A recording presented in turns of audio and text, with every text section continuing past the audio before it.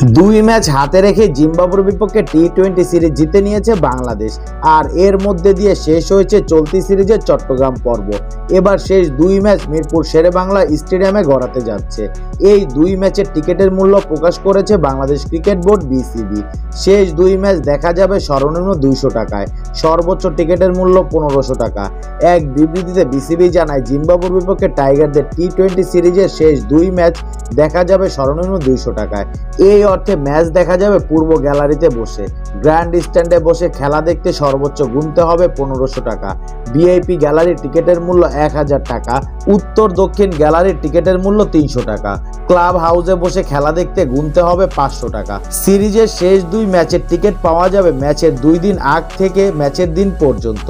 Mirpur Shaheed Suhrawardy indoor stadium থেকে সকাল 9:30 থেকে সন্ধ্যা 7টা পর্যন্ত টিকিট সংগ্রহ করা যাবে। পাশাপাশি অনলাইনেও পাওয়া যাবে টাইগারদের ম্যাচের টিকিট।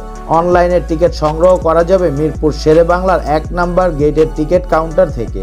সকাল 9:30 থেকে সন্ধ্যা 6টার মধ্যে এই ডিজিটাল টিকিট সংগ্রহ করতে হবে।